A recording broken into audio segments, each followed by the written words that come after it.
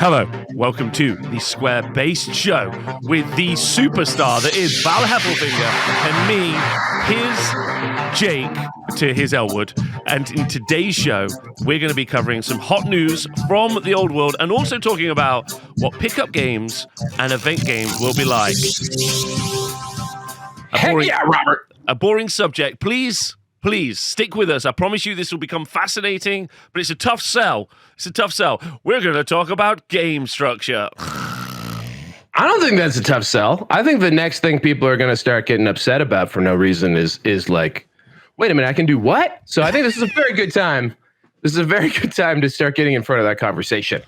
Well, absolutely. Yeah, I agree. I agree with you so much. In fact, so much so that this is actually something you've been aggressively pushing me for 48 hours, because I need everyone to know the ideas and level of content coming out of this man sat beside me is thick and fast. And I'm an ideas guy. Definitely. I'm more of an executive type. I'm not much of a doer per se, not very fast. I will. Well, that's the great irony of the show, Rob. I'm more of a, I need a team. I need a team and maybe even a village. I'd say it probably takes a village, actually. So I appreciate in one man, Robert Symes is in fact a village who is just producing outstanding stuff. You guys haven't seen the Wood Elves. Holy Hannah, what a great army overview. And I'm not even saying that. It's really, really good work. And it's been doing very well. Thanks for watching, everyone. Yeah, appreciate that. Thank you. I actually like just cards on the table. Ed Bate, thank you for subscribing for the first time. We are live on Twitch. Cards on the table. Made a video, army overview, and I told you this is something I wanted to jump out at. Made a kind of like win conditions video just as everything was kicking off, and it didn't do great. And it did okay, but then I was like, I'm really nervous, especially the amount of work making all the graphics, all the editing, breaking it down. I was very, very concerned. I was like, I'm not sure this will be worth it long term. And the response has been really nice, which has been good. But also, and I kind of was saying this in the Discord yesterday or last night, kind of a hangover from making something. It's been such a breakneck pace. Everything's been out so fast. Yes. Absorbing this information is just hours, days worth of work for everybody, yes. In the community and stuff. And it's exciting stuff. But also, I'm still blown away about where we are right now. I remember being the listener. Does that make sense? I was a Warhammer Fantasy Battle player, fan, went to events, played tourneys, watched Once Bitten and Mr. Malorian, like Lord Tremendous, like that was my thing. I was like, let's go. Like the love I have still in my heart for Mr. Malorian is just up here, right? He needs your love. Yeah, he probably does, right? And then for people to be like, love this, thank you, this is really great. I'm like, yeah, but obviously this is just me making it. Like, go and listen to the actual adults. There are adults somewhere. And then someone was like, you're the adult. And I was like, no, I refuse to be a part of this. Like, I might stop now. So I got panic and worry and nerves, but I do appreciate people liking the videos that we've made. So thank you.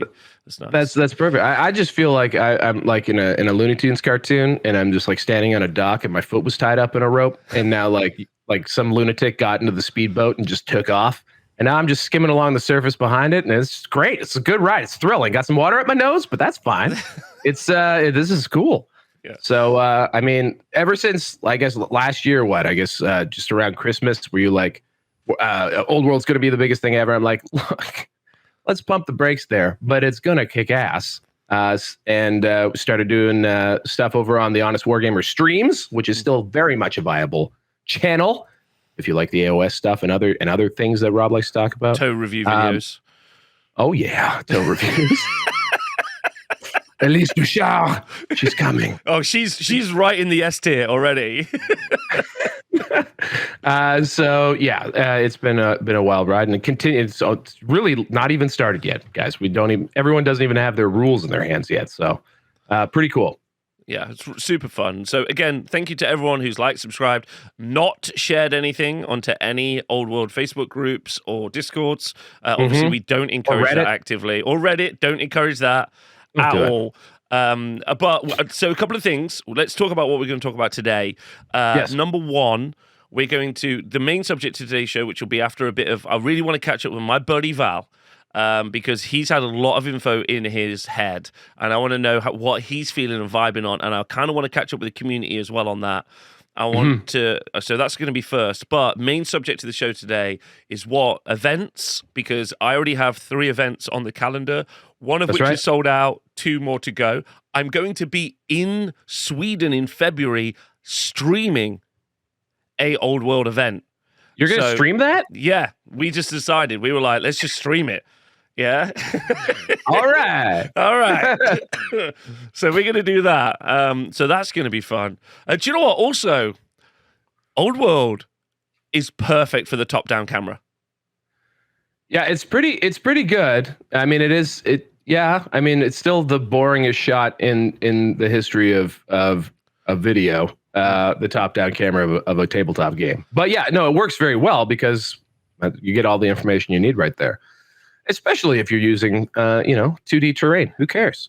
But the hills will look great. We're not encouraging that. No, we wouldn't encourage that. That's too far. No, we gotta be far more established before we do something as devastating to our future credibility as suggesting 2-dimensional terrain. Yeah. Again, 3D terrain. You take it off. And you put the 2D. There's 2D terrain underneath. It's actually we're suggesting 5D terrain. It's actually 5Ds because we got the 3D plus the 2D. Plus, also, I'm going to get some like Febreze, which smells of pine. Oh, and I'm going to spray that on the forest. They'll be like, you lift off the trees. You'll be like, ooh, whoa. Everyone's eyes are just itchy and noses are running. It's like, what is going on? I'm so sorry we made a terrible choice. But yeah. So yeah, we're gonna be talking about the main topic of today's show. We'll be talking about what events structure should look like. Is different, could look like, and then also like a pickup game. For instance, me and Val would like to just play a pickup game next week. Let's say, what kind of format are we playing? And sure, yes, inside the core rulebook, there's obviously some suggested stuff from GW, but I think there's some good pros and cons to different sections. So we'll talk about that because I think that's probably very, very healthy. Very healthy. Actually, if actually on the note of plugging events, the one in Sweden in Umeå is one. Also, I got a little bird in my inbox by the name of Rizvan Martinez, aka Starry. Yes, he's got an event on the 3rd of February. Shut up. Happening at the Forge in Barrie, Ontario. Reese Robbins always used to call it Barrie, Ontario, February 3rd at the Forge. Maybe I'll find a link and put it in the description. Google it or look it up. Yeah, the Forge. There's a place in. I covered an AOS event at the Forge in. I'm going to say Minnesota, so not too far away. So the Forge may be like a chain. I don't think it's a chain. I think just there's only so many words you can use to name things. So like it's clear. But yes, it's just another event, and I'm sure they'll start popping off more and more and more. And when we invent a 25th hour of the day, maybe Rob could make an event calendar. Well, that was actually what I was about to say. So coinciding with this, I'm going to make a blog post on The Honest Wargamer, but I'll include it in the show notes for YouTube and the podcast, which will be about an event calendar. So what I'm going to create is just a Google Calendar, nice and simple, where we can get, and then maybe me and Val's really good at this, maybe we can get a bunch of people in a couple of groups who can start helping us organize when these events are, where they are, and then we can pop them in some sort of like available calendar so people can go and check them out. Maybe we can even be more fancy. We talked to Tom. Maybe there could be some drop downs via region. Who knows? Yeah. But that's something. Well, we can just start with something, and then we can make it pretty and more functional. But I think it's important that we start getting words out, because also coming together to play, even in like a little one-dayer, little RTT as they say, is great for learning rules. I mean, you don't have to take it so serious, and they get a big group of people together. Obviously, as you're all wrapping your brain around it at the same time, you're going to learn together as a group. You can get in a little fist fight in the parking lot when you really disagree. I mean, it's you get all of the benefits of an event doing it that way. Yeah, agreed, and I agree with Dave in the chat. Dave's like, keep it simple, and I'm like, it's keep it simple, stupid, and I am indeed stupid. So thanks, appreciate that. Okay, so before we get into any of that, buddy. How you Yes. feeling? Like, I want to know, like, A, how you feeling about what's going off at the minute, what's popping off, and then after that, I'm going to ask you, like, what? Because this is a classic for a podcast and broadcast sort of situation. What are we actually going to be working on hobby-wise? Like, what are you hype about? Actually, no. That is the classic. It was actually before podcasting was even invented. That is the classic GW employee. Hey, what you working on? What army you working on? What army you working on, bud? Yeah. What army you working on? Good question. I've ordered a bunch of really good transfers, decals, depending on what side of that equation you're on, from the Mighty Brush, which do some really, really wonderful water transfers for Bretonians. Because I think one of my armies that's the closest to looking pretty, but needs a little bit of a facelift, as I've mentioned in the past, are my Bretts. And I did order the Bretonian box as well. So I think they are painted in a classic sort of Bretonian style, but they're heavily washed. So the person who I bought the army painted, they got it blocked in, they washed it, and that was kind of where they left it. And that's usually where I leave it too. So this is a hobby challenge of mine that actually is going to challenge me, because I think the thing that would really make this army look fantastic is going in, sort of fixing up some of the freehand and trying to highlight, which is a skill set of mine that I have refused to develop this highlight thing, because normally once I hit the wash, I am just beside myself with how long this is friggin' taken, and I never bother. It's good enough is good to me. But this army, I feel like, because all the other work's already been done, I can come in now, do the like level it up a bit. So that's my goal. I think I'd love to have my Bretts sharpened and looking pretty, because it's a very complete force, and it's a very good errantry crusade force. Ooh. The only infantry I have in it is are some archers, so it's actually perfect for it, and they're painted in the classic style. So there's lots of variation on the heraldry. So that's where I want to go with it. And then outside of that, it's just sort of thinking like, I don't necessarily want to play them, if that makes sense. So I'm not super fired up about playing Bretonians. So I think the thing I want to go to as far as like the first huge. army, I can't wait. Who do you want to play? Orcs and Goblins. I love my Greenskin boys. They're my favorite. I have a beautiful, big Night Goblin and Orcs and stuff collection. So I think Orcs and Goblins are where I go first, and that's probably when I cross the Great Ocean in March to come visit Nottingham. Book my ticket, by the way. I didn't tell you that. Very excited. So that is 100% happening. I am coming to the United Kingdom to gallivant around a little bit for about a week. I think it'll be Greenskins with me. Is what I'll be running. Huge news. That's huge. I know, exciting. That's fun. Like, have you managed to deep dive any of the stuff yet, or are you just kind of like surface level? Like, are you just going to go in as you want? What are you thinking? Rob, referencing the pre-show chat, I'm more of an executive type. I'm up here flying. I'm flying up here at 40,000 feet, and I'm waiting for the Greenskin Army overview. Coming soon. Once someone informs me of my opinion, I'll be glad to have some.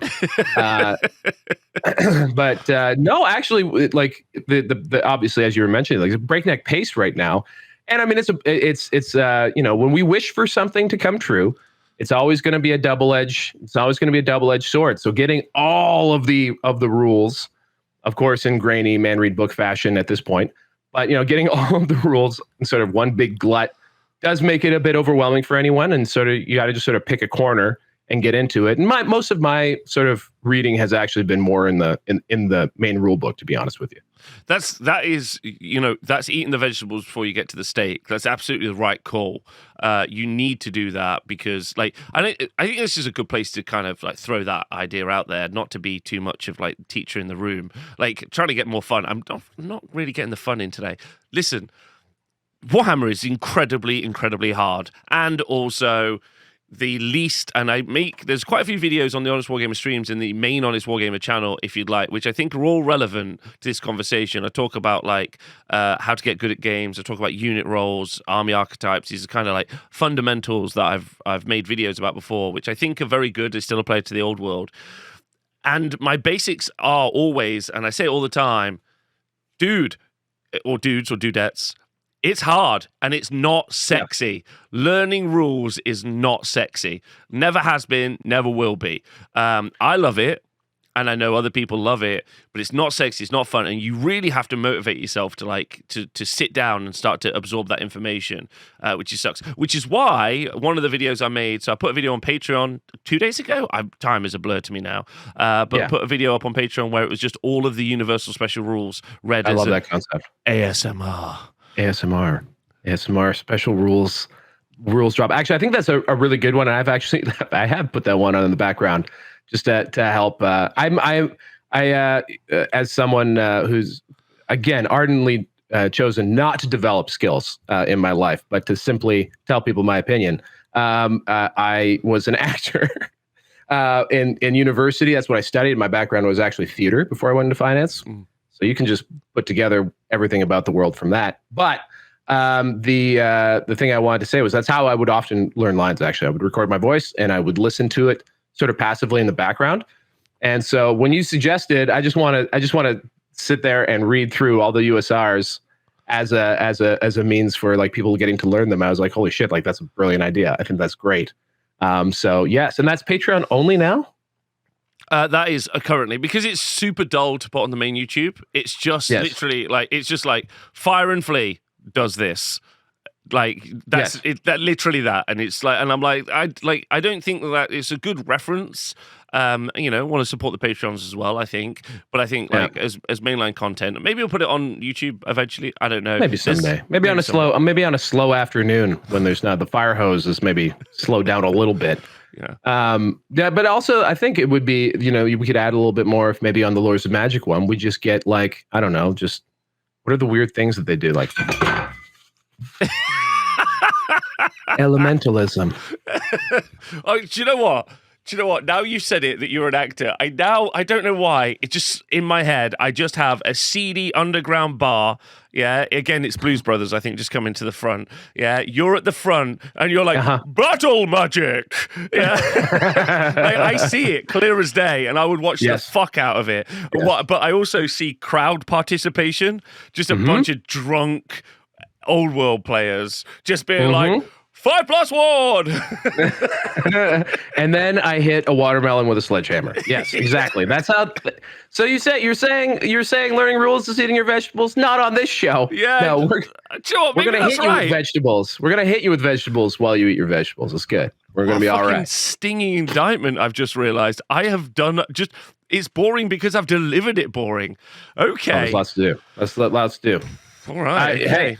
How do I jazz it up? Maybe put me in, Coach. I can ready. record. If you want to do some record ASMRs, I'll record an ASMR all over it. I'm ready. I've got a list for you. Let's go. Okay. So you are going to play Orcs and Goblins, and then you're hobbying on some Bretonnians at the moment. I feel like that's the way to go. And then also like there's the whole rebasing thing. I think Bretonnians definitely going to like rebase. And then actually in one of the chats that we're in, we've been sort of talking about how to like make adapters for movement trays and stuff. Not necessarily for like adapters that will just allow you to plug in so that you can put a 20 millimeter but it takes up a 25 millimeter space, or a 25 millimeter that takes up a 30 millimeter space. These types of things are starting to trickle out there, just to make sure that like, it's easy enough to do, because actually, well, I can't really segue the show. It's outside of my control, but like basing, just throwing this out there, when you're playing in the early goes, how do you feel about it? Do we really think that like base sizes are a big deal in this game right now? Okay, so this conversation kind of came up. Someone was like, "Oh, can you suggest an army list?" Like, and I was like, "Okay, if we're playing 2,000 points, yeah."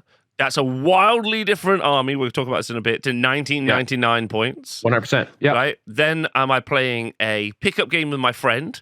In which case, winning by 100 points is the win that I get to like pat myself on the back with. But it's just the friendly game with my friend. Or am I playing at an event where it's win loss draw, but the secondary is obviously going to be the differential, how much I beat each person by. Sure. And therefore, I now have to play more aggro. I can't play sit in the corner, get an 11-9.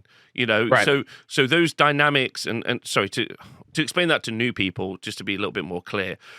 how many points you beat someone by in a game, it creates a differential. And if you draw, obviously it's a 10-10, and the more the victory, the number goes towards, like, if I had a really good victory, it'd be like a 15-5, and then eventually you end up at a 20-0.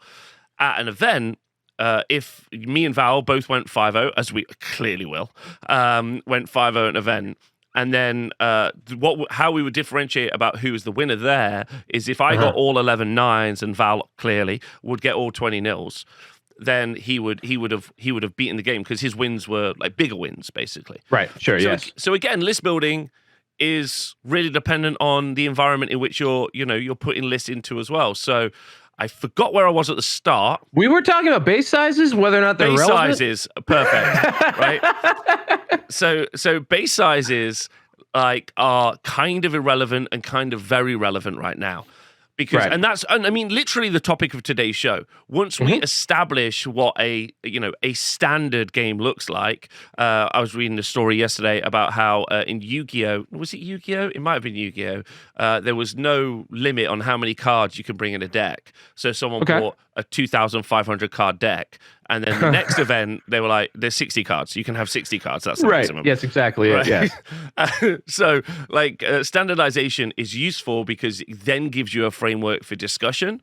And so right now, just put anything on the table and learn the game. That's what you should be doing because it's a complicated game to learn. But after that, like, as long as the tray it's in is the right size. I know someone picked me up on this as well on YouTube. I mean, like, so yes, a tray would add, let's say, 1 mil or 2 mils to the sides or whatever. You obviously don't measure to the external of the tray. You measure to the internal of the tray. It's the internal element that's correct. Yes. Yeah, and also we're having conversations. When you get to the table, I move in, I'm like, just so you know, I'm going to be measuring to the internal of the tray. That's where we're measuring to. Yeah, this tray is just whatever the conversation is. So you have a lived experience, which I think is actually incredibly useful here, which is the transition from Warhammer Fantasy Battle 8th Edition to AOS. There was a much more dramatic change, obviously, in basing there. But in that game, I feel, and also I'll bring up my experience in 40K. The base sizing in the last 8 years that I was playing has gradually scaled up. Everyone sort of moved from 25s to 32s.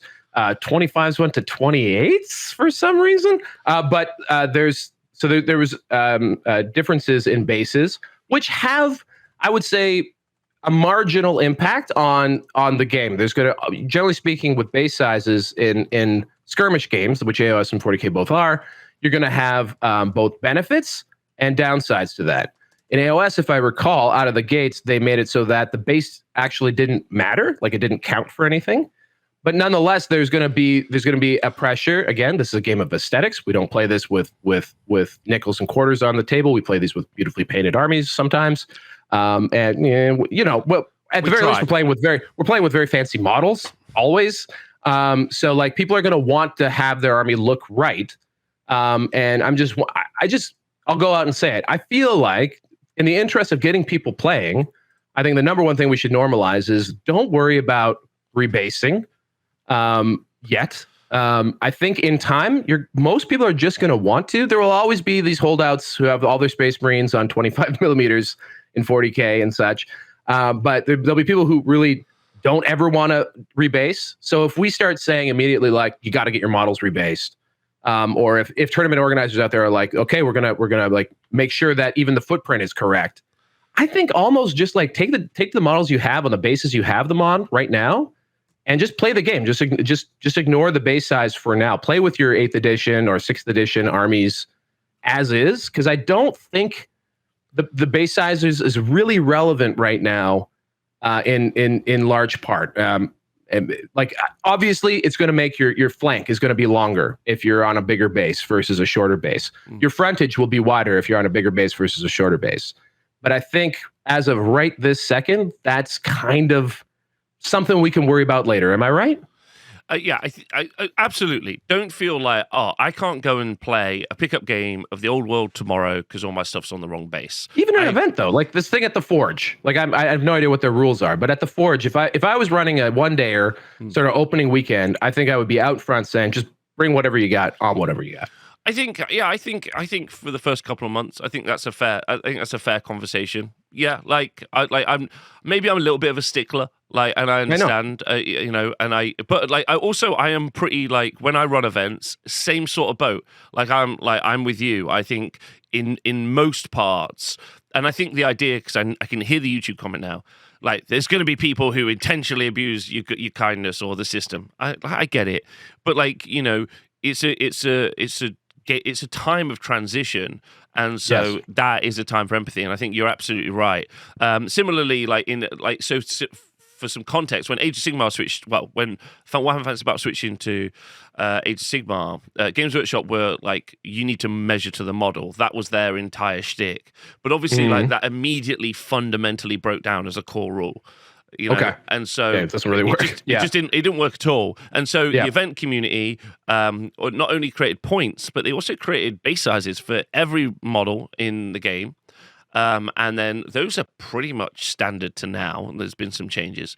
And then we also talked about volumetric measuring when we talked about heights and other stuff. There was a very famous kind of rule that someone put in, which was great. And it was all community led. And then it was accepted the world over as this is the system that we go through, and I think that's great. And it really wasn't someone, or it didn't feel like, as an external observer to this, didn't feel like it was someone laying down the law. It was me being thank you. Thank you, I know what base size this is. So I think it was really, really good. And then eventually it all kind of it transferred through, and then it all remained the same. So I think long term, obviously get the stuff rebased or get the movement trays, because I also expect there to be events where someone exclusively plays with movement trays with all their models on round bases slotted in, which I consider 100%. To be, in 3 years' time, I'll consider that to be as viable as doing it tomorrow. I look forward to getting a 30 millimeter by 30 millimeter base and a 32 millimeter round, and really putting them next to each other and just seeing what's the difference on that footprint. Because it could very well be that 32 millimeter round just fits inside that square anyway. Because often the measured sizes that are told us are not accurate from G-dubs. Whippy sticks, looking at you. Can't wait to see if they're measured correctly on these ones. But I think too, when I think of 40K and specifically when I was first playing, the game was going through a big transition. Armies were being sort of refreshed and embiggened. And so people with older models, smaller models, were on smaller bases. And I think back to my original hobby heroes, or gaming heroes, were the guys at Frontline Gaming, Reese and Frankie. And their favorite thing was events. That's kind of what jazzed them up and got them going on in as being sort of organizers and leaders, was wanting to hold big events. They were really inspired by Adepticon. And so they went there and they were like, we should do this on the West Coast. And they created something called the Bay Area Open. But in their early years of those events, all the way up probably through the first or second year of 8th edition 40K, so we're talking 2018, 2019, they had very lax hobby standards. And they, generally speaking, it was about getting people to the event. And so eventually that became sort of contentious, it became a problem where no one had their armies painted. It was a lot of gray plastic. Models were broken. It didn't look very good. But at that point was when they started bringing in heavier standards, because they had people who were now going to events, realizing how much fun they were, how great it was. Events were awesome. And then you can bring in a standard, because those people are like, oh, totally. At that point, it's like, oh, no, totally. It's worth painting my army so I can go to this event, instead of, I can't get an army painted. I'm not going to push it. I'm not going to go to the event. So the idea was get the doors, blow the doors open, basically make the standard for entry as achievable as possible, because what we want is people getting out, playing the game, meeting other people who play the game, getting those communities off the ground. So I think, as in general, I feel like there's going to be a very established old fantasy player base who have had painted armies for 1,000 years. They're going to be on the wrong bases, and they're going to be like, well, should I go? There's going to be the people who are coming in who are just excited about this. They want to get a new army going. Maybe it's primed and on the right bases though. Should I go? And I think just play those armies against each other in the beginning, and we'll come around to having real standards when that time comes. I don't think we're anywhere near that. I think just get out there and honestly, I don't think in the beginning, when we're all getting a lot of rules wrong, when we're taking too long and we're getting 3 turns in a round, like all that kind of stuff, the who wins is going to be beside the point as far as like getting out there and enjoying the game and learning the game. Yeah, I think I agree with you. I think that the game should be aspirational at the moment, like towards. Yeah. Like I think today's conversation is like a good like start as a framework towards the aspiration. I agree with you. Like the rules are hard. Like, and it's going to be like there's going to be a lot of memory like that you're going to need to use on the tabletop, tokens, all sorts of stuff. Like it's going to be like challenging. So I'm with you, and I do think you need to see the value in doing that work.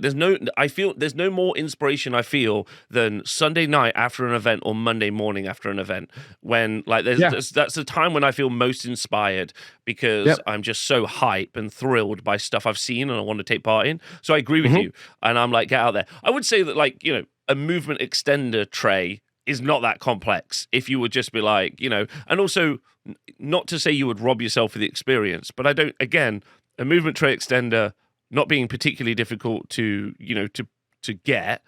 That will give HonestWargamer.com. Yeah, yes, also, but like that's really what I said. I was more referencing the fact that you give yourself a more realistic interpretation of what your unit does. Like, so that's also perfect practice versus just practice is also a really sensible thing. You used to do that a lot in martial arts. It wasn't about like winning. It was about practicing well versus like because they always say practice makes perfect, but that's not wrong. That's not right. It's like perfect practice makes permanent. So here's the deal. So this is the other thing is that, so if we want people from AOS to come over and give it a try, and people have armies that they want to use them both, fundamentally their width, on is going to be too wide if they're using 32 millimeter rank and file, so like you can't put that on a tray and get smaller. There's no way you can do that. So I say, who cares? That's what I like, especially in that particular example. I say, who cares? I think that's super fair. And like, I agree, like the being, what is it? A fifth too small, like a 20 mil versus 25. Yeah, that's going to make a much bigger difference when you stack it up. But out of the gate, again, I think basically we're coming from like, one of us is saying, just play with what you got for now. And the other one is saying, let's at least get the footprint right. No, I'm not. I'm actually on board with you. Like stage 1, you and me, exactly the same page. And I'm saying, let's think about, because that's basically where my brain has been at, which is why I had the movement trays and the bases all sculpted by someone. Yeah. Because I was like, I'm going to need that. If someone came over tomorrow and they're on round bases and he's like, I've blue tacked him onto cardboard for the right size of a movement tray, I'd be like, let's play. You can, like, I will play games of Warhammer Fantasy Battle. I know this already because I have a couple of friends locally where we will just probably predominantly be playing with bases, not even a mini, initially. Right, but my aspiration is beautifully painted armies on the right bases, played 100%. Where I don't get the rules wrong. But I understand how difficult that aspiration is. So I'm with you categorically on that front bit. Just put some dudes down. Doesn't have to be 2,000 points. Just put 500 points of dudes down. Just roll some dice, see what happens. Try to work it out. Like, I'm on board with that. I would like to really be clear. Like, super on board. Like, because it's hard. Yeah. And big picture too. Like, we like these tournaments will look so good, and we will get there. But I think at the beginning, let's just talk. Let's be happy people are out. That's, I think, where we want to get to start with. But I mean, I can't believe how excited people are.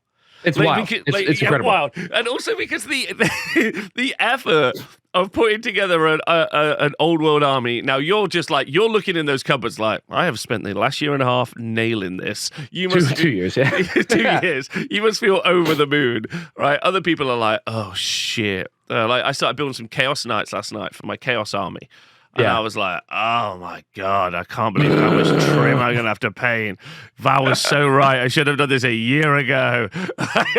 I'm really regretting some life choices at the moment, is all I'm going to say. Not at all, man. You're having fun doing other things. And I think the key too is like keeping people interested, because there's going to be lots of people now who are like, oh, I got to put this shit together. And the danger is now people don't I got to learn all these rules. Right. So like the danger is keeping the enthusiasm and giving folks some things to shoot for, AKA Square Bass GT 1, 2, and 3, and maybe 4. I don't know how many you've got on the books right now in March and April. 3 on the books. But when are we getting some Canada GT? Come on. I'm working with Lionel. We have TGX that happens in the summer. I'm hoping that we'll have an event there. He said, "I'll get back to you." Thanks, Lionel. And then there's I think basically every large tournament out there right now is probably thinking like, do we have space for a little GT on the side? And by that I mean large AOS and 40K tournaments. Generally speaking, we'll have like smaller events that happen at them as well. So I know here in Ontario there's a little group of TOs I've got going on that we're looking at how we start to organize a lot of and I think the number one place, obviously, FLGS, sort of your local game stores. They're really going to lead the charge on this, having either a game night or one dayers on the weekend. That's where tournaments will really start. It'll be fun. Like the first GT, obviously in Sweden that we've seen is a big attempt at a sort of a larger event. But like all over the world, we'll start seeing those ramp up. It'll be fun to see what's the first big one. I know there's someone talking to Kicker over at Frontline, trying to maybe get some space at BAO. That one's out in San Francisco. There's people all over the world, like just trying to figure out how do we get this going. But like, we just the thing is we also got to show up when they do start happening. So yeah, there's same in the UK. There's GT's going. There's a couple of old dears that run a couple of local council community centres in some villages who are trembling at the idea again of some green tables being unfolded out, like from storage that were 10 years ago. Where did we put those green tables? That's right. And terrain too. Like I think one of the things that you talked about, because we're by the way, guys, we're spitballing a pack here, an event pack. I don't know if you caught on, but we're doing it. One thing that you talked about right out of the gates was terrain packs, basically like setups for tables to give guidance on how to set things up, which is something you've led, I think, very successfully for AOS, which I think probably has less even terrain rules out like innately than this game does. Has no terrain rules. That's much less than what this game has then. Yeah, but to give some context to what happened, basically Age of Sigmar 3 came out, and between Age of Sigmar 2 and Age of Sigmar 3, 40K 9th edition came out. Right. And there was that huge conversation. I was making a lot of 40K content at the time. There was a huge conversation around terrain rules, and other stuff like that, which I thought was really healthy, really good. And so when Age of Sigmar 3 came out, and I saw there wasn't any that was really impactful or decent, I instituted a bunch of terrain rules, standardized terrain rules, which pretty much got accepted across the majority of the world as fairly standard. And then I put out terrain packs whenever new missions come out and stuff, and they're all free, and people use them, and that's nice. And it's nice to know that I've had a positive impact on my community. The one thing I would say is that like there's still the ongoing discussion between player place terrain and maps. I'd like to say between you and me, I personally think because maps are always like, well, who's going to set them out? I'm like, you just put the picture online for free and they just do that. And then people are like, that would be impossible in the year of our Lord 2024. And in the 40K scene, GW has gone the map route. And I think it's largely more and more being embraced all the time. Mm-hmm. The player place thing in 40K came from, I think I can say this quite literally, Frontline Gaming, who had an incredible, there's a saying in military, strategy is built strategy. So like what the army that you've built is the army you've got, and that's the strategy you got to use. And they had, their terrain manufacturers, they had all this terrain that didn't really work in 9th edition very well, 40K. And so they came up with the player place system that they stewed up. Not the first player place ever by any stretch, but they really pushed it as a way of solving for not having the right types of terrain for the new game. And subsequently, though, I think with the US Open series and also the rules that they put in, like baked into the books for 40K with sort of set deployment types and maps, I feel like a set deployment is a way to go. And this immediately sparks, I know right now we could go and look at the 2015 ETC pack, which was the European Team Championships, the sort of where a lot of the big team championships have come from for other games. And they had set terrain. They also had set terrain tables that, because a big part of their player pack was that they made it so that forests and hills block line of sight. So those are going to be like ready-made, like basically ideas that used a similar game and also used terrain as a means of mixing up line of sight and blocking things. So I think we could maybe look at also, obviously, Ninth Age has developed since. I'm sure like their mission pack would be really interesting to look at. So I have on the back of that the UK Ninth Age Masters is being held this weekend at my venue. So I'm very excited to absolutely learn from those guys. To learn from those guys and ask a ton of questions and break that down. And I know several of them have been involved in some of the development of the Old World as well. That's some cool. playtesting in the background. It makes sense, right? Like go to the absolute grinders and get some info. So I would suspect some of them have some really good knowledge that I can kind of like absorb. #steal. Yes. And then break down. So that I agree with you. Terrain maps. I would also like to see alternating terrain maps as well. I think that would be fun. And if I want to be very square bast about it, which I love to be, square blessed, I'm gonna throw something out there. Go ahead. What about the terrain maps also have a narrative? As an example, if you were to do, let's say middle of the board, you do a couple of buildings, right? And then in the background, instead of there being always two forests, like sure, maybe you would always have linear, like there's always two forests, there's always two buildings, there's always two rivers. You sure?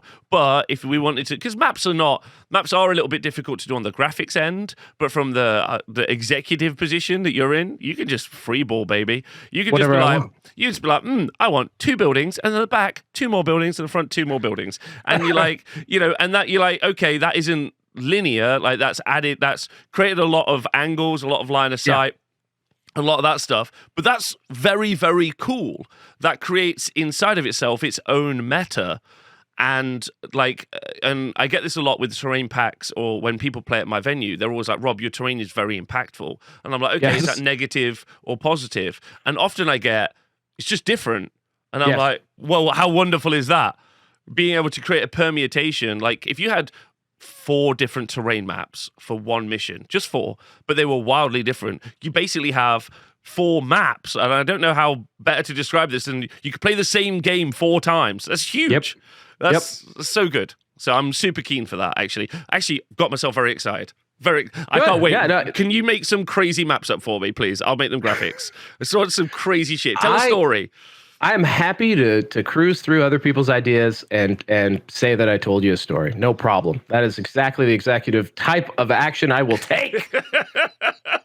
I just want like you to be like, this, Rob, is the map from the central place of Marienburg. There might also be some stuff inside of the old rule books, stuff inside like I really love in Total War where you can pick the map you're playing on. It's pretty fun. I think, and also the deployment type. Right now, the biggest thing in the book in the missions that really separates them, and there's some like secondary type objectives that do change from mission to mission, but for the most part, it's kill points. Everything adds to your total victory point total in addition to kill points, but it's deployment style, and so they've included, I think, a lot of the sort of classically Warhammer deployment styles in that list of missions, and so how we factor for terrain, because obviously if you're lining up on the long edges against one another, it's going to be very different if you're going corner to corner or short edge to short edge. So having terrain that sort of dynamically changes with those setups, I think is a no-brainer for sure. And again, these could be things that are created and put out there, maybe run at events that, you do personally or we do together, around all over the place, or people who want to take advantage of them. It's not going to be things that anyone has to do. It's another thing I loved about the approach Frontline Gaming did is they had their own events. They set an example. It wasn't about you having to do everything exactly the same. Everyone's meta is going to be a little bit, like you said, different. And it's on the players to adapt to the place that you're playing in. And that, in my experience, gamers, like folks who are actually trying to win an event or a tournament, they're not really going to nitpick about things like terrain setup or et cetera. They're going to figure out, how do I now play to win in this particular situation, and that's what you want. I think there's a lot of other people who gnash their teeth a little bit more. So in general, I think it'd be great if we had, these mission packs and train setups just freely available. And by no means are they going to be monolithic. But again, it gives someone who wants to just start a tournament or get an event going, they've got some resources that they can pull from. I think that's really, really good. Yeah, and I have this discussion online a lot as well, and I have continuously had this discussion online, and I'd like to put my 10 cents in, and I'm sure people disagree with me, but I personally believe that tournament games, event games, are also narrative experiences, and people have and so there's a big difference between an RPG or D&D, where the entire thing is about creating a story in many ways, although there's normally objectives and you can lose at D&D, but a tournament game is a battle. It's more so than any of the other games. Warhammer Fantasy Battle or the Old World is a battle between two armies, and so they have their own overriding narrative and all the rules to represent them, and I think Old World does that really well. And so does the other army. So then giving a setting to the place, but that setting to the map also having rules that work. It's really easy to do. It's not complicated. And so I'm very excited about that. And now that's all I want to do with my afternoon is do maps. No, I'm so excited. You could get super weird with it, man. You could do source material Anyway, yes. Actually, if you've ever watched much Honest Wargamer stuff, you'll know that I'm a bit of a terrain nerd. I don't know why. 100%. I think the arena was founded on having good terrain. I think too that what's wonderful is that if you're a TO, I feel like making good looking tables that are really nice to play on is much more accessible for the Old World and for fantasy battles than say 40K. It's I think a much harder a standard to paint up an entire ruined city, which is what 40K tends to be played on now. Whereas this is stuff that you can actually hobby up. You can hobby up hills. You can make forests. These are things that I think are within reach of a lot more people, which is great. Especially if you're willing to put the time in. So, what about what we actually take to these events? Okay, yeah, we kind of smoothed into the topic. So I think yes, terrain is. So we've started the main subject of the show. We're in. And first off, we should make terrain maps. Identify what terrain is, make various terrain maps, all of which are suggestions people can use, but I think valuable in of themselves. So I think we agree there, which is cool. Let's start right at the top, my friend. Let's talk about army construction. Okay. Yeah. So you and me are going to play a pickup game next week, or we're going to attend an event or run an event. The first question has to be, and you're the one that brought this up, and I think it's a solid point. Do you play at 2,000 points, or do you play at 1,999 points? And can you explain the difference, please? Absolutely, I can.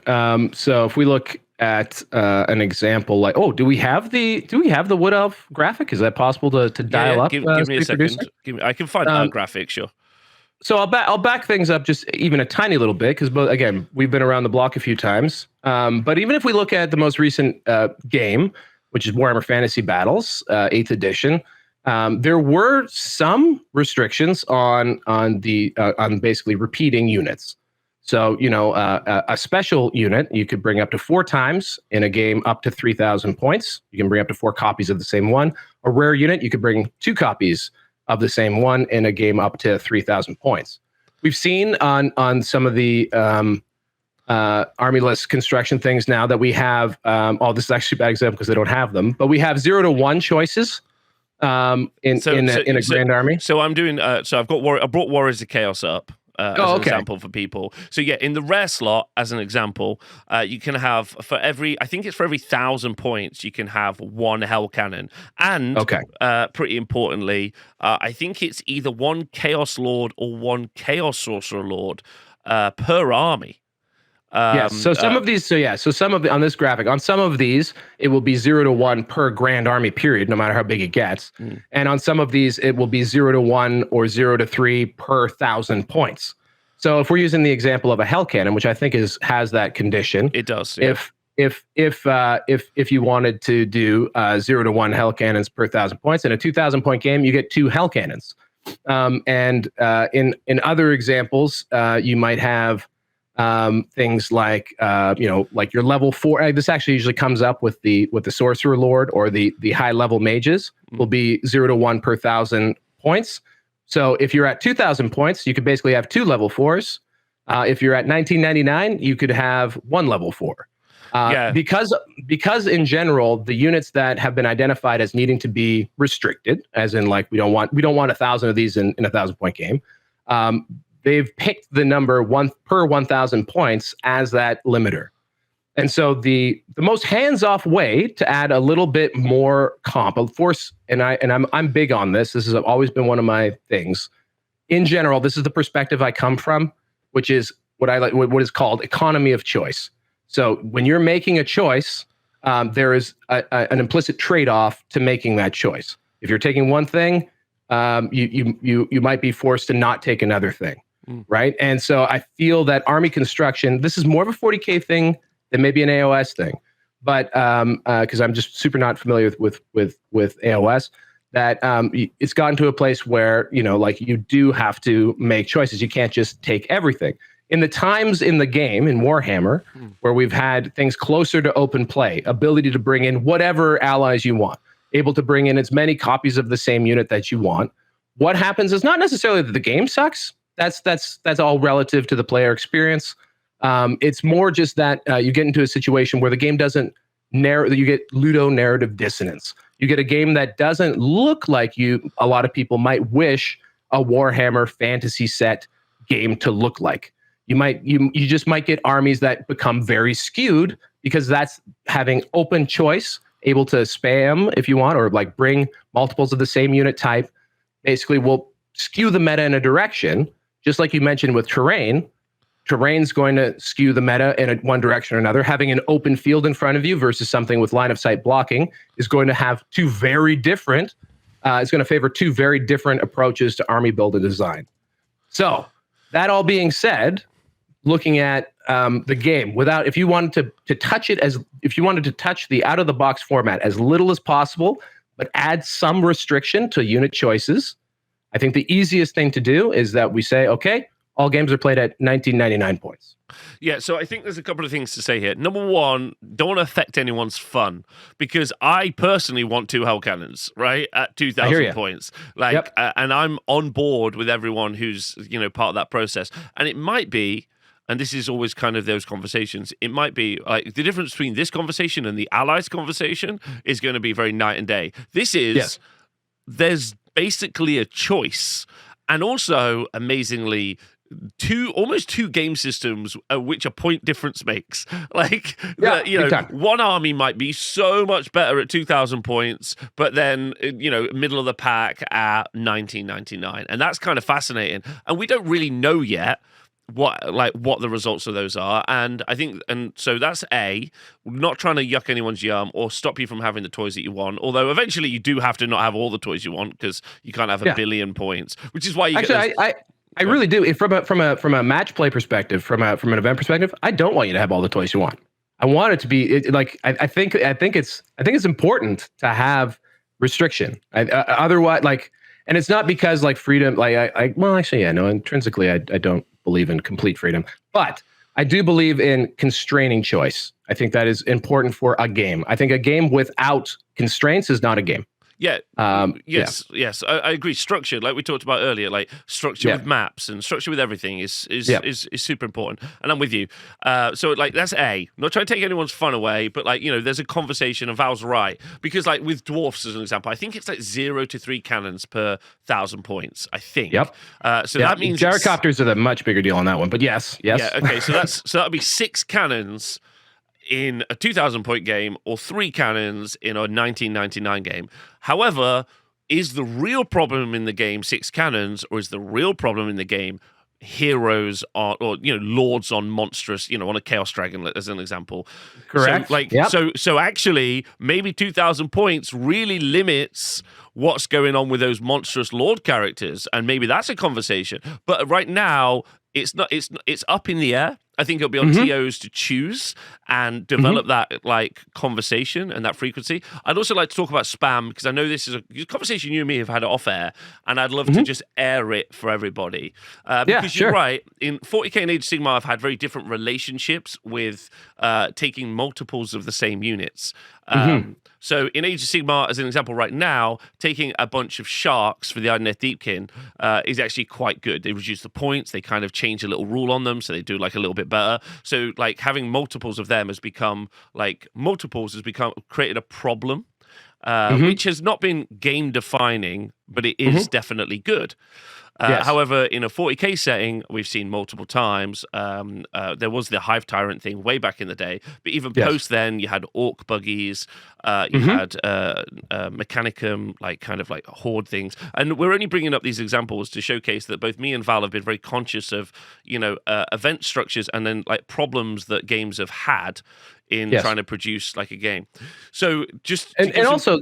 To be fair, too, to the 40k players and the AOS players, I think there is a growing, groaningness. Like for example, with buggies, orc buggies were a new model that GW released, and they had then they got a new codex in 9th edition, and they had the ability to take, I think it was up to 3 per unit. And then you could bring 3 more units of that. So there was a rule of 3 in 40k, but that meant that you could have 9 of this buggy that you could bring to a table if you wanted. I think that's how it went. And the thing that happened there is that then people run out, they buy these kits. The Orc buggy in Canada, I think, is like $70-$80. It's not a cheap kit. They bought 9 of them to go to the events. Everyone, when they saw that rule, that they saw that these very good models could be spammed or brought in triplicate, said, this probably isn't good, everybody. It's not going to be great for the game. And then invariably what happened was, 4 months down the road, GW said, you know what, guys, we probably shouldn't do that. Actually, you can only bring 1 buggy of each type. Well, now the people who've gone out and, based on the meta that existed, got a lot of the same model and painted them up and got them ready for tournaments to play with because that's what they said they could do. Well, now they literally can't bring toys that they bought specifically to use in tournaments because that was the best option. So for me... can I just jump in just for a sec? Yep. The YouTube comment that you're about to write, which is, well, they shouldn't have chased the meta, stop typing it. You don't need to type it. Okay, what happens is, like when someone bought loads of sharks, and like when people took lots of buggies, yes, people may have bought lots of buggies because they thought it was cool. They thought it was strong and it was good, but they may also bought lots of buggies because they thought it was cool. And probably it was more 1 than 2. It's probably both. Speed freaks, narratively, having an army with all buggies, by the way, totally fits. Like that's something that happens in Warhammer 40,000, in the lore, all that stuff. Speed freaks are 100% like a thing that your Ludo narrative dissonance probably was not impacted by buggy spam, to be quite frank. Well, that's the kind of problem, isn't it? Because spam is always warring with theme. Yes. Always. Yes. Always. Sometimes spam doesn't do that. In this particular case, you're right. There could have been lots of people who are like, yes, I can finally build the speed freak army of my dreams. And then it also happened to be very good. The point I was just trying to get to, though, is that like if you have those constraints that to me are foregone conclusions, right? Because eventually what happens is the keyboard warriors who are getting nuked. By the way, I broadcast from San Francisco. Sorry, not Southern California in San Diego. I broadcast a game of some might call one of the best 40k players out there, Mr. Sean Naden, Team America, Captain America himself. He was on the board against, no disrespect to this person, a guy who didn't have necessarily the pedigree of Sean Naden against these buggies. Sean Naden lost in a turn and a half. So like that's a bad look. Like that says to me, is this a skill cap, or is this just being able to bring everything of the best unit means that you have a go win button? I think having a format where it's very easy to bring lots of the best unit makes it so that skill expression is a little bit more limited. So for 2 reasons, that one, we want to maximize skill expression. We want to make it so that you don't lose an army construction as much as you can, because we're not going to go in there and change everything about this game. That's not how it goes. But I do think having restrictions on the ability to bring multiple units whether that's by going 1999 points or maybe something else too. I think that is a fair factor. It also stops people from building to a meta that eventually people will just not like.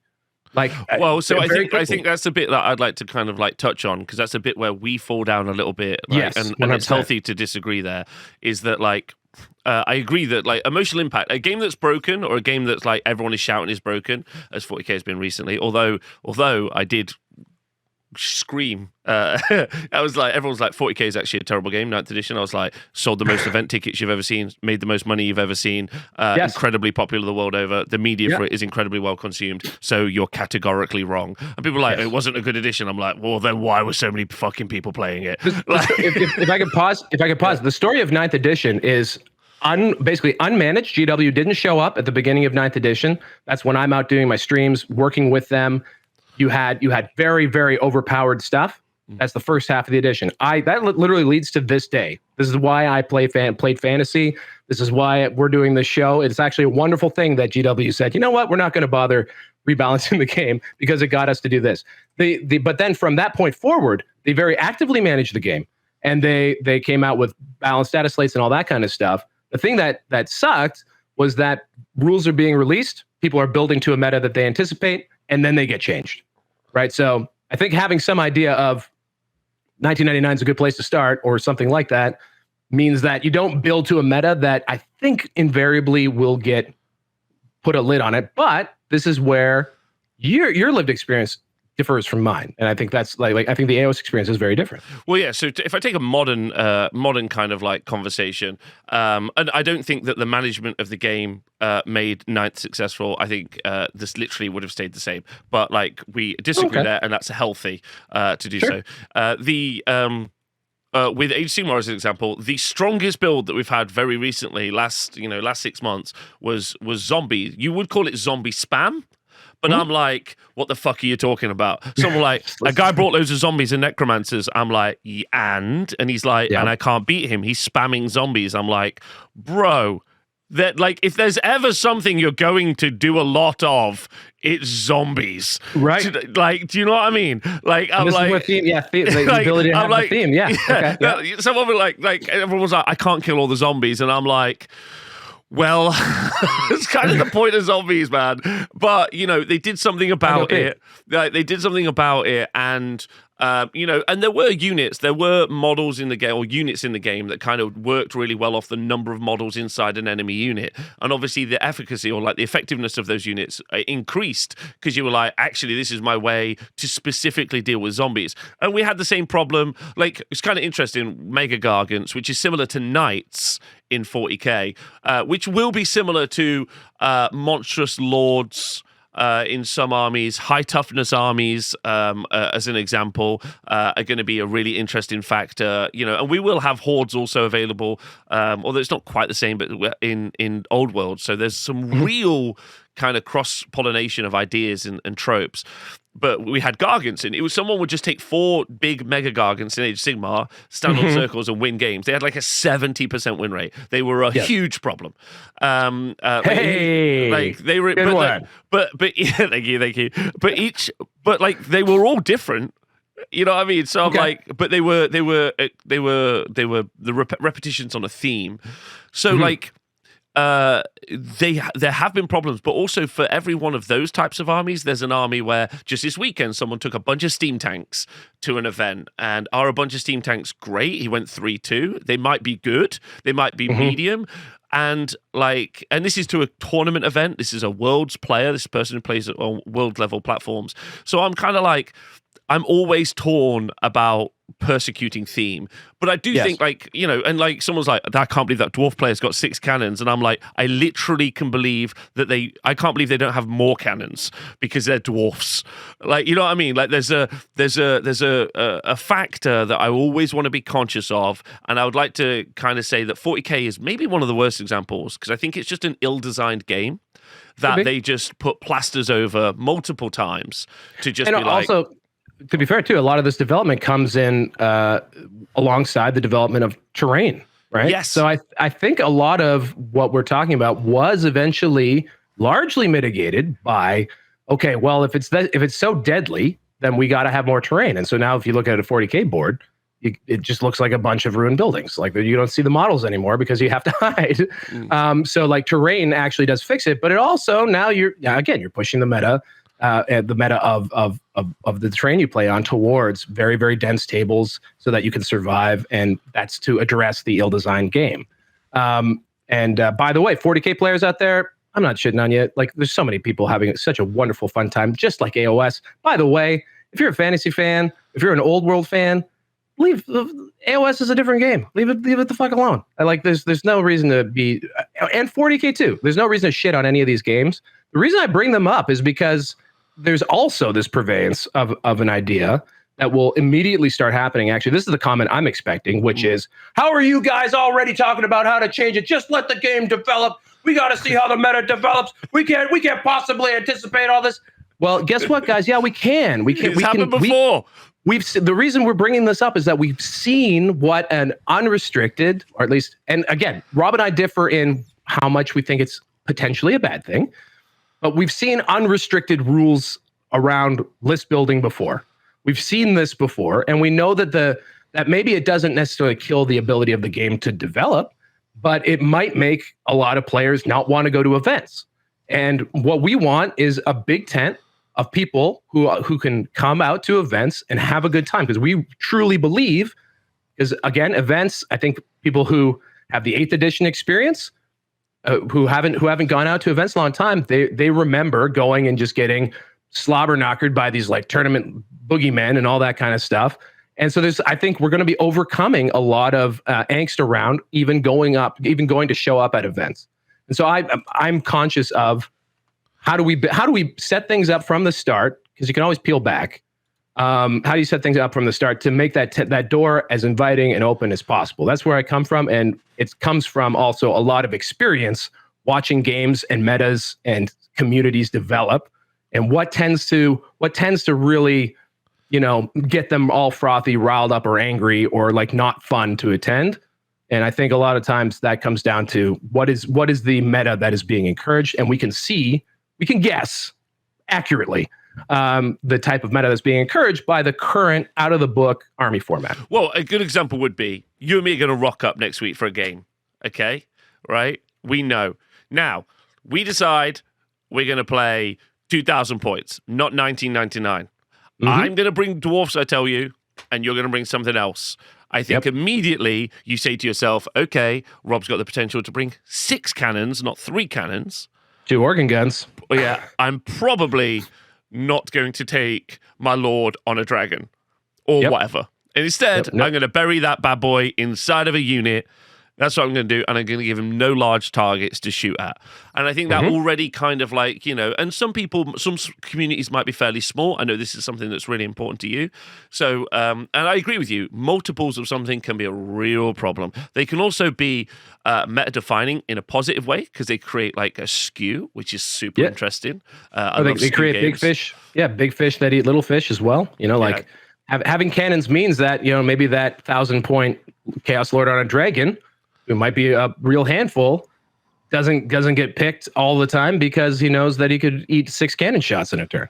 Yeah, which is a problem. Which is a problem. Even with cannons maybe like being reducing their their effectiveness, because they're not D6 now, they're like D3 or D3 plus 1. We're also hyper focusing right now on things like cannons, but I think like even magic spam, so like magic missiles, is something that everyone has a lot of access to. That's going to be cool. It sure could be. I remember Malefic Lords. Do you? So like there's that kind of a spam. There's also just very good units that for example, gyrocopters. I know this is something that my friend Peter the Falcon Colossimo immediately zeroed in on. They can be taken in units of 6, which means that even at 1999 points, and even if we said there was a rule of 3, there could be builds where there's 18 gyrocopters, which is that a problem? I don't really know. But, it's absolutely not. 18 bicycles in the sky is hilarious. Flying bicycles, and they all just going, Beasley! That's a Care Bears reference, if anyone wants. No heart! But, I also love gyrocopters, and I agree with you that I think that, just a flying corpse of dwarves is kind of neat. But they also all have flame templates and have a lot of game-breaking mechanics, like just huge amounts of movement and all sorts of things, which tend to make for tough units to deal with. So yeah, it's more, or even like level 2 wizards in this game, which I think is, everyone's talking about how everyone's going to go level 4. Well, really, you're rolling 2d6 a lot, and you're going to roll below your casting value a lot anyway. My immediate suspicion is you're going to want to bring as many chances at something as you possibly can, and you're going to want to have more chances to roll than necessarily having higher quality rolls. So I would think immediately, rather than going with 2 level 4s, 4 level 2s or level 1s, because also we have access to signature spells, especially the folks who get arcane journals have access to signature spells that could guarantee that you always have a magic missile for all 4 of those guys. So that's where the unrestricted sort of spam situation. That's where I start to go. Yeah, but also what incredibly fun. Like I think more so let's talk about this for a moment. On initial book reviews that I've done so far, rules that I've looked at and stuff that I've skimmed through, I would say this game is so dynamically wide. And that's another problem I have right now with overt restriction is that we haven't even yet got to the fun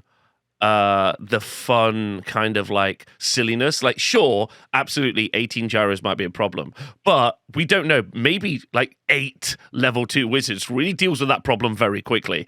It's very possible. And there's actually some real interesting kind of list ideas and thoughts out already that I'm looking at. And good luck to trying to get your gyros to take out my Chaos Lord and Dragon that's basically indestructible. Let's see. And he just eats 1 up at a time. So I think so we've talked about that. So tournaments will probably be either 1999 or 2,000 points. There's Gyrocopter already sold out, by the way, guys, on Warhammer Community. Just on the Warhammer website. What's that sold out? I said the Gyrocopter is already gone. They were sold out before. Okay. All right. Yes. Yeah. Wonderful. $65. So 18 times 65, which by the way isn't even the limit on it. Let's see here, 965. That's 1,100 Canadian dollars for your Gyrocopter spam list. Also, and sure, maybe it's crazy strong. No idea right now. Yeah. Yes. But also, if I deployed my dudes and then all of a sudden someone was like, "Hello," and they shaved a mustache in. Yeah, they got themselves a fucking my name's Jeeves, you see, and here's my 18 gyrocopters. Yes, silk scarf. Yeah. Chucks away. I would cry laugh, and that's why I'm playing Warhammer. Yeah, right. I just go around and be like, "Let's go." This will be great. And I do want to really emphasize that I don't want the takeaway of this conversation to be 18 gyrocopters is OP. We have to stop 18 gyrocopters because to Rob's point. We don't know. We have no clue how good that is right now. People don't know what the rules are. We don't know what the rules are. We don't know any of that. I think my place I come from, and I think this is where I'm trying to get is do we want to start with a meta where we push to the absolute bleeding edge of what we're allowed to do here? Because we haven't even talked about allies. We're about to. You push the absolute bleeding edge of what we're allowed to do, or do we start with a meta that again allows us to play within a box a little bit more to start with? That's kind of that's the crux of this. This is not about specific units by any stretch, because I think if anyone were to say to me you have no idea what you're talking about, I would have to say you're right. But what I do think I know what I'm talking about has to do with when I've seen this type of thing before, and so do we have to do the same? Do we have to do the exact same thing that we've done before in response to an unrestricted list building setup out of the box, which is basically all I'm going from. That's it. And it kind of goes back to what we just said about terrain. So, for instance, let's say Wood Elf gun line is arrow line. Let's be clear. Wood Elf arrow line is one of the strongest builds you can do. Okay, all right, no problem. But what if I was to tell you you could just put 2 line of sight blocking pieces of terrain in the middle of the board, and all of a sudden they aren't as good, and you're like, oh. That's quite interesting, similarly, maybe ambushing units or units that can kind of drop at the board edges, super good, way too good, a problem, doing spells, because template weapons could also be a problem, like the way templates, magical vortexes work is an issue. If we could get to that in the future, and none of this is like doomsaying. This is just kind of like the same way that a Chaos Lord and a Chaos Dragon is an issue. And I don't mean it's breaking the game. I'm just like, holy fuck, that bad boy is going to be an issue. That's a problem. Yes. Yeah, you got a plan for it. Yeah. That's like my water bill. Yep. I got a plan for it. It's going to be a problem. Yes. Okay. So, magic missiles might be a thing. So there's so much going on there. But terrain is going to affect that conversation. The number of points you're playing is playing that conversation. The army you're playing against, skill level of your opponent, the condition. Am I trying to win an event and trying to crush you and get as many points as possible? But then you should be trying to do the same. So that creates what I love about that. I'll try and be clear about that as well, because I think I need to really help you with those mindsets for the people at home. Me and my friend are just playing a game. Me and Val are just playing a game like at our, at home or wherever. The game we're playing is very different to I need to get every other point. And by getting every point, I need to be more risky. I need to be more aggressive, but aggression, it overextends my lines, puts me in a more susceptible position. So it's I'm aiming for a higher reward, but my risk is much higher. But when I'm playing at home with my mate or playing a battle report, let's say, I just need stuff to interact and have fun, right? Yeah. And so, I also think just at a level. A lot of games are going to take place in gaming clubs, and they're going to take place in stores. And I think those are actually the places where you run into shitheads a lot more often than you would at, say, an event. Because at an event, you run into people who have thought they've laid awake at night thinking, "Oh my God, there could be a Chaos Lord and a Dragon. What do I do about it?" Right? And so they're thinking about how to deal with that, and that's actually fun to them. Whereas when you're at an event at not a non-event, where you're just showing up to have a nice time, and actually Rob told stories about this for his experience during Warhammer Fantasy, where you show up to the store, and this I think is what really hurt 8th edition in a lot of cases. You show up with your dudes, your army that you like, and then you pick them up and you put them in your box and you go home, and that's not too much fun. And so I think in the pickup game scenario. Or in the playing in your club scenario, that's where it's really, really important, I think, to talk to your opponent and understand let's level set a little bit here. Let's know what type of game we're going to play, because otherwise you're going to go in and you might just have a bad experience and think that that's the way all gamers are. That's the way all games are played. This game isn't unfair. These are life skills, but I do feel like at an event, this is why I love events. You may not like the type of Warhammer that takes place at events. You may not like the idea of trying hard to win the game. But to me, the reason why I love events is that everyone who goes to one is on the same page. This is the type of game we're playing. This is, we're all going to do our best to play the rules correctly. We're going to do our best to get as many points as we can, and we're going to have a blast doing it. They're on the same page. When you have a narrative player in a club coming up against a guy practicing for an event, then we have a mismatch in what our expectations are for that game, and that's to me an entirely different scenario and conversation, where I think it does require that both the event player, if I'm coming in to play someone who just wants to play their dudes, they're playing like a Highlander list, which means one of each thing, whatever. Then I need to perhaps consider giving that person a good game, because that's more about the social, right? That's the between two people trying to have a good game and have fun. It's not just all about I'm here to try and get as many points as I can. I mean, so much fun stuff there. Like Highlander, one of everything. Nuzlocke from Pokemon, if anyone's conscious of Nuzlocks, which is effectively playing with intentional restrictions on yourself. I think is super fascinating as well. There's so many ways to build and structure your games, which we'll try and break down over the next coming weeks, months. Put them up as packs, so people, and we'll try and put all of those things out for free, so people can like utilize those to the best as possible. Because this is the other thing as well. Warhammer Fantasy Battle back in the day had amazing stuff like comp packs and Swiss comp and other stuff, but also very little. Like there was I think there was the bare minimum to get everything going. Yeah, and then beyond that, everyone was like, "Not." And I think there's like at least an addendum that a couple of days, weeks worth of work from the Square-based crew, we can put that out, and then we can make it, because I want them for me as well. Like that's what I want for me. All right, for your events. Yeah, I want that for me. So, and also, I want to put one more addendum on that too, which is this is to say that I was being empathetic to the people who just go and get their face crushed and they're mad about it. I would say that a lot of narrative players out there, this is across all game systems, who lose a lot, tend to hide behind things like the game sucks, it's stupid, everything's broken, my opponent played a cheesy list, all of these things that put blame on the opposite side of the table or on the table itself, instead of thinking to themselves, okay, well, how do I give a better game? Instead of thinking to themselves, like, maybe I need to learn a bit more about my rules. Maybe I need to make sure I'm playing an opponent that is on the same page as me. I think that there's a big victim mentality a lot of the times in some of the wargaming community that I also am not down with. I like to the extent where like casual to me is a coded word of saying bad at Warhammer. And if don't be mad at people who are really, really excited to learn this game inside and out and play it as best as they can, because that is skillful. People don't win tournaments by accident in any of these games, AOS, 40K, soon to be Old World.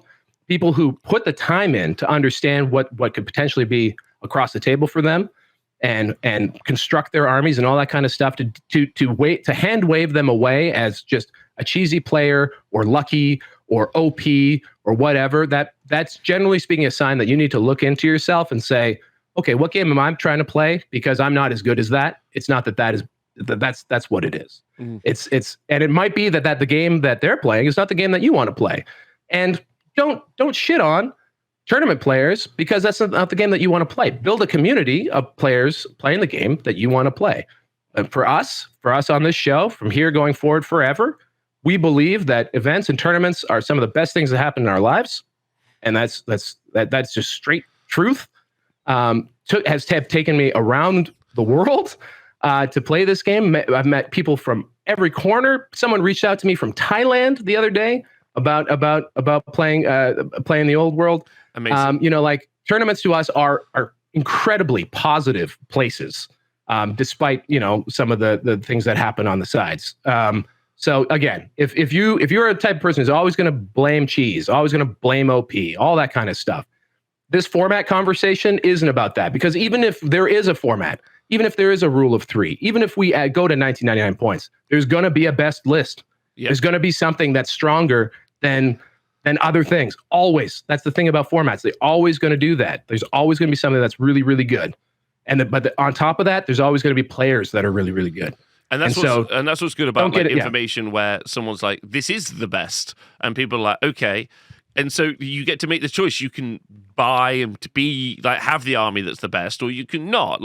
You already get to make those choices. I'd like to make a couple of statements which I think are also true around all these games. Number one, all war games, pretty much predominantly, especially the Old World, because it's what we're focusing on right now, will be narrative games. There is no differential. If you're like, oh, I play more of a narrative game, then unless you have a DM at the table, right, and then you've added an additional bunch of stuff, I honestly don't see how there's a difference between a well-played tournament game, which is 2 armies which are completely Ludo consensus versus each other, and whatever the hell else is. Follow up, create an environment that you want to be a part of. That's also true. I get told this a lot. Sometimes when I do stats for Age of Sigmar, people are like, can you cover the narrative events? I'm like, when I see one, I'll cover one.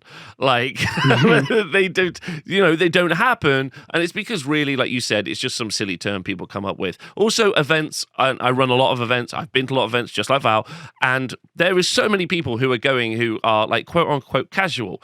They're like, hey, Rob, I'm a dad. Or hey, Rob, I work full time. Or hey, Rob, I'm only committing as much time as I want to this event. Yeah, I'm like, I have no fucking idea what I'm doing, but I'm having a great time. They've turned up with the right experience and the right expectation, and I think that's brilliant. And I love those people at events. They're normally the most fun people. I'm like, because I don't know how they have fun. I'm like, how you doing? They're like, I've lost 4 games. Great day. I'm like, what the hell? Like, I'd be in my fucking socks crying. Yeah. They are not.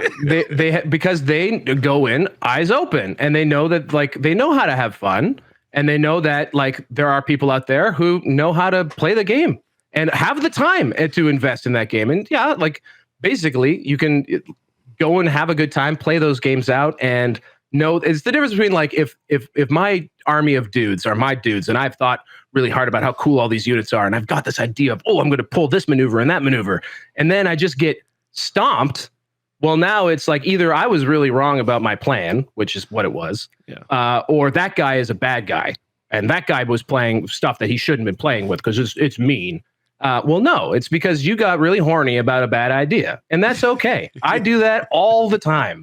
Okay.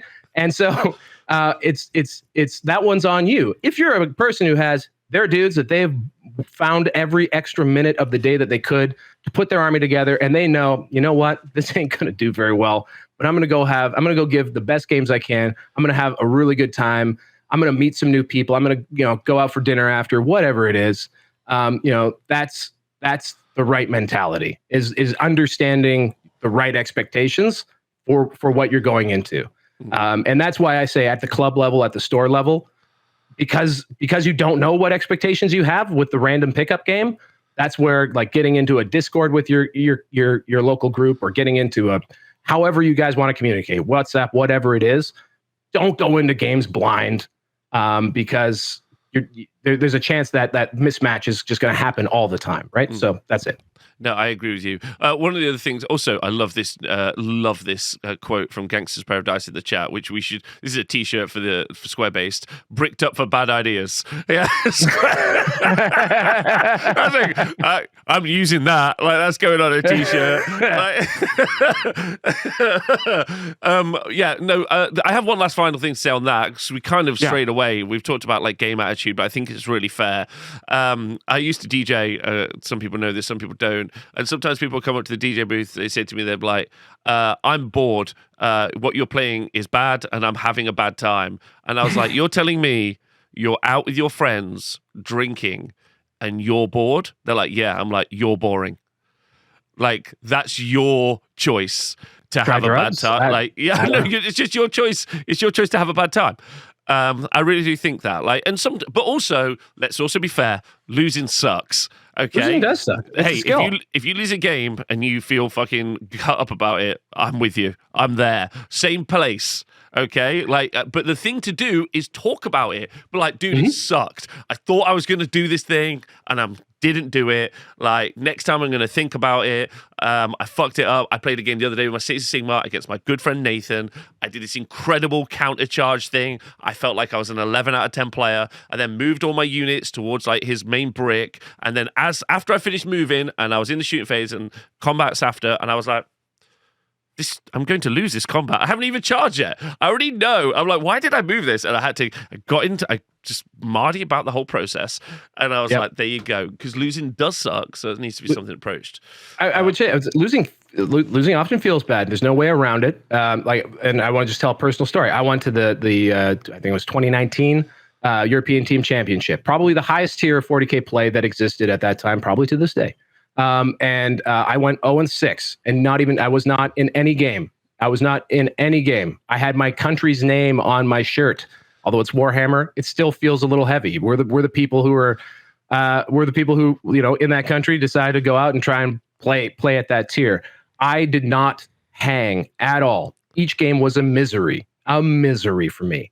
I would say it was one of the worst experiences that I've personally ever had. And that's a lot to put on a tournament. That's a lot. But one, it wasn't the fault of the people I was playing. I was just outclassed. That's what for damn sure.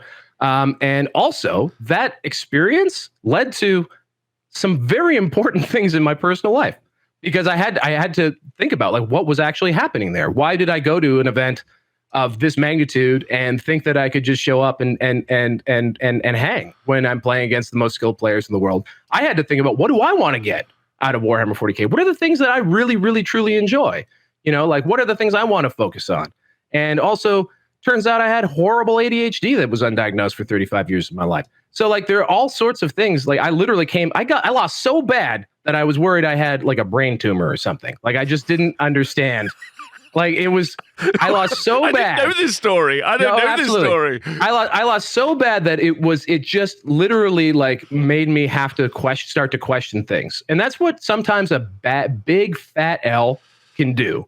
Right. And so another way I could have treated that was I could have said, oh, well, like European players, these guys are always ahead of the meta, whatever. I mean, I had him, I had this game, I could have done this thing, but he did this and blah, blah, blah. No, it had nothing to do with any of that. Right. Like, it had to do with how I came into that event and coming out of that, and with the balance of time since then. Like, literally a Warhammer tournament losing in the worst, most spectacular fashion. I'm probably in the biggest event that I could have gone to, changed my life for the positive, and it sucked. And it sucked so bad.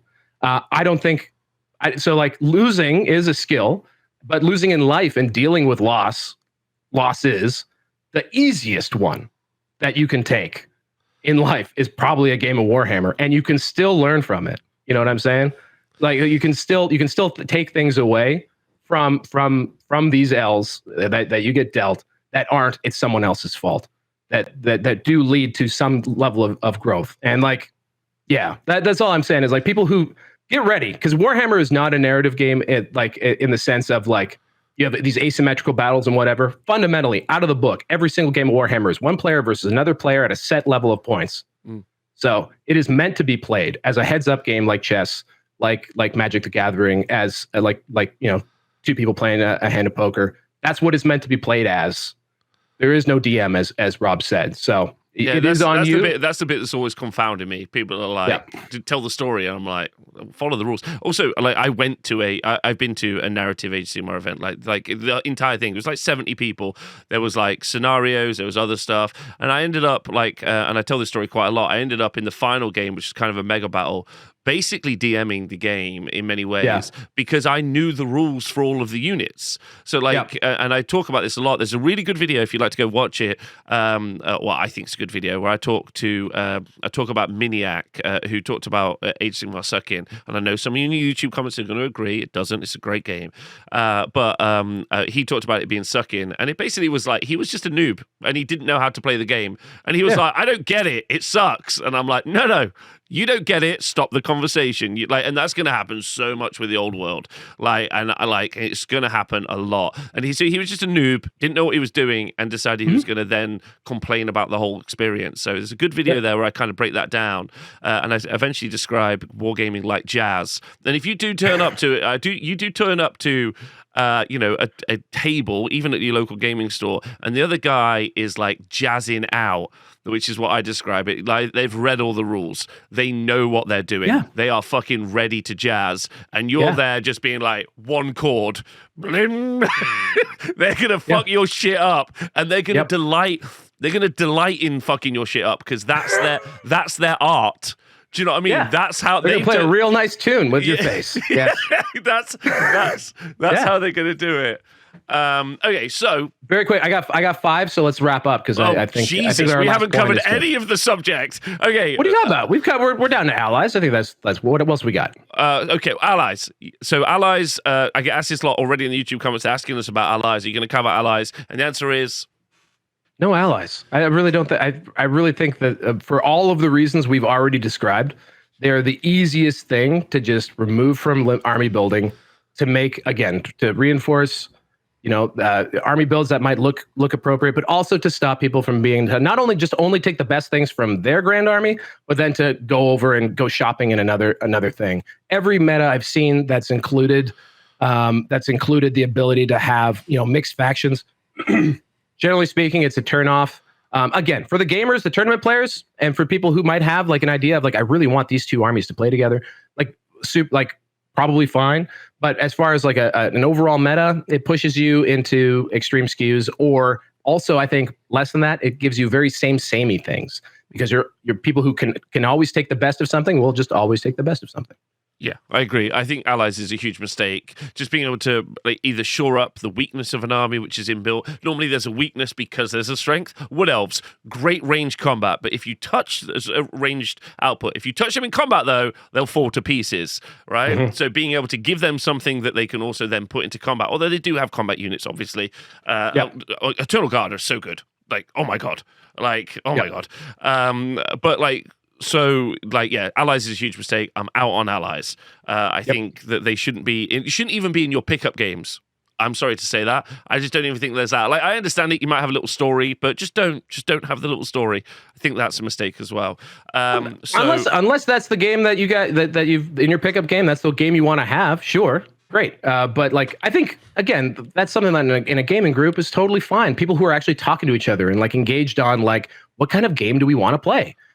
Allies are fine because you guys can have that conversation before. In a pickup game at a store or at a tournament or whatever, it immediately leads to a lot of gnashing of teeth and bad. So I think just don't even bother with it. For like, again, playing games with strangers, I think is really the key. Yeah, I think mercenaries is probably the same conversation as well. Allies and mercenaries is all the same thing, because I think that's good as well. So we've done terrain maps. Definitely we should do that. Get that organized, get that sorted, do that fun. Scoring, like as a format, obviously should be like the differential. You actually didn't quite explain that when you got to it. That's not something out of the book. Out of the book, the scores would be like 1,300 points to 1,000 to 1,000 points. And then, what Rob was talking would be then you take that score and... Yeah, you take the sort and you work out the difference between the two.